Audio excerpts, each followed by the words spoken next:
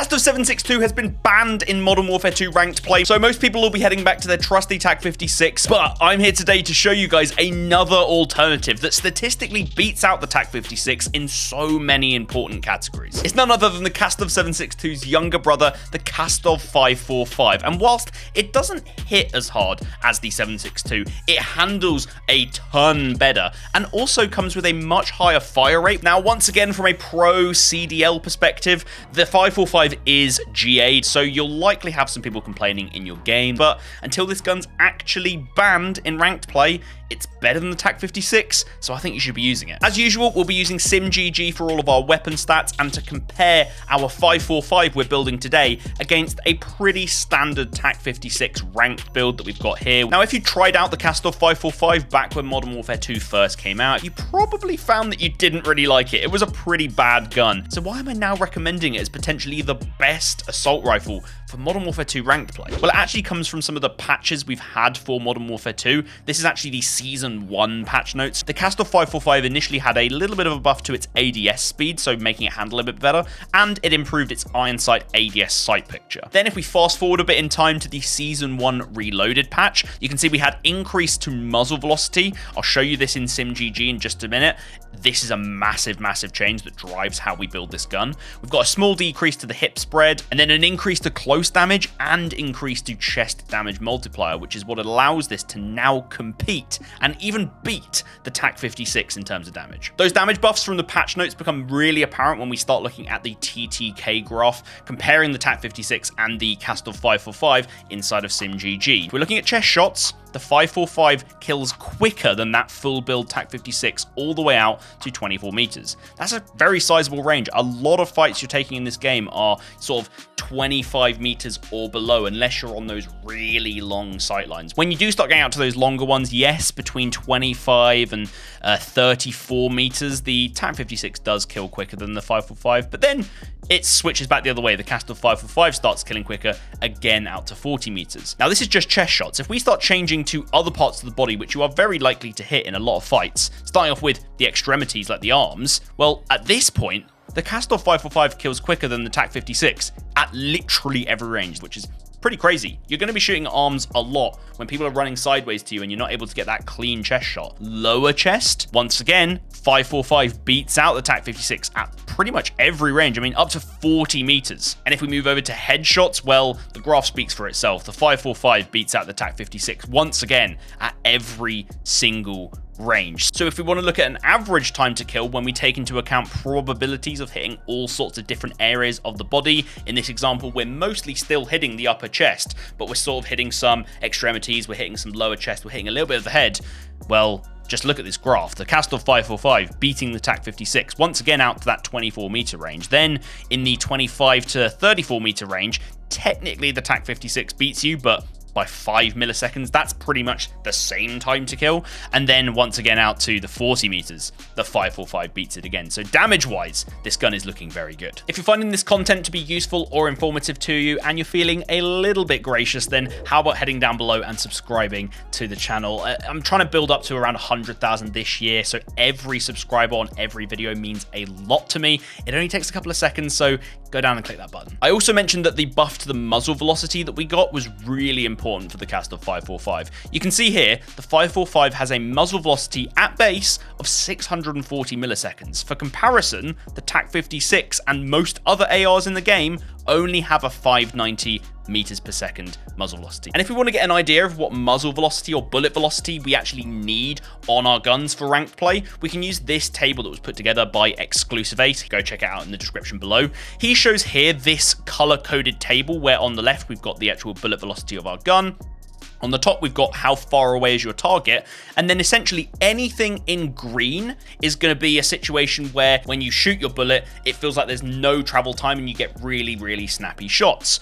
We can see here that if we're able to hit around 700 meters per second, then a target that's out at 50 meters away, which is pretty much as far as you're going to get on a ranked play map in Modern Warfare 2, we are getting that hit scan effect. So the Kastov 545's 640 muzzle velocity is really helpful because we probably don't need to use the high velocity ammo. We can get enough muzzle velocity to reach around that 700 mark just from using the barrel, which opens up another potentially really useful attachment down the line. So the stats we're looking for from our barrel of choice: number one, it's going to be the muzzle velocity, trying to hit around the 700 mark, so we're getting really snappy shots out to 50 meters. And then second, we're looking for recoil control, because yes, the 545 has less recoil than the 762, but it definitely has more recoil than the TAC 56 out of the box. There are actually two barrels here that give both the benefits we need. You've got the Kastov and the IGK30. The IGK30 does give the better of the two in terms of muzzle velocity and recoil control, but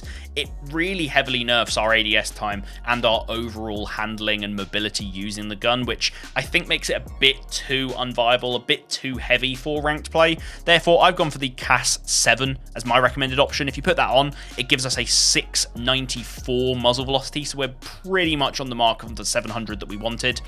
Yeah, I think it's a no-brainer. Now, ranked play can make even the calmest players rage, and sometimes you do need to take a break, so when you do, why not check out today's video sponsor, War Thunder. War Thunder is the most in-depth, fully featured vehicle combat game you can play right now. You'll get access to over 2,000 tanks, planes, helicopters, and ships to take control of in dynamic PvP battles. Every single one of those vehicles is incredibly detailed right down to the individual components, which only adds to the immersion this game offers in combat. These vehicles span over 100 years of development from the 1920s to the modern day. The game's available on PC, Xbox Series S and X, PS5, and previous gen consoles. And whether you're looking for fast-paced action or more realistic tactical gameplay, War Thunder offers PvP at various immersion levels, so you can pick and choose. I actually love some of the crazy interactions you get between air, land, and naval vehicles, some of the weird scenarios you get into. Things get pretty nuts. Head down below to the description for a link to download and play War Thunder right now. My link gives you a large free bonus pack containing multiple premium vehicles, premium account boosters, and much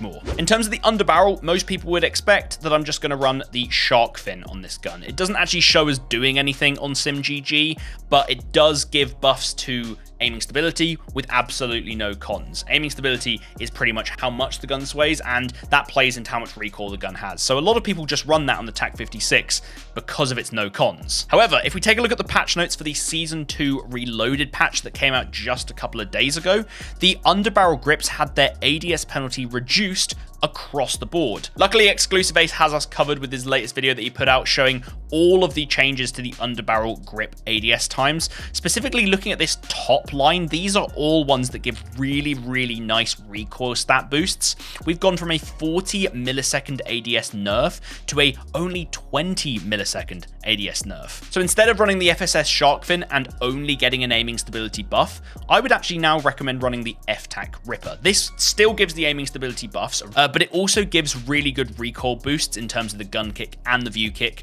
in vertical and horizontal. And this ADS time that was a 40 millisecond nerf, well, now that's only 20 milliseconds. So we're going to be taking that into account when we compare the 545 and the TAC 56 later on in the video. Next, we'll look at the combo of the stock and the rear grip. You kind of have to look at these as a combo because we are looking for an overall boost to our mobility without completely ruining our recoil stats, and both the rear grip and the stock affect all of those stats in some way. My recommended combo is to start off with the Demo X2 grip. It gives really nice boosts to recoil across the board.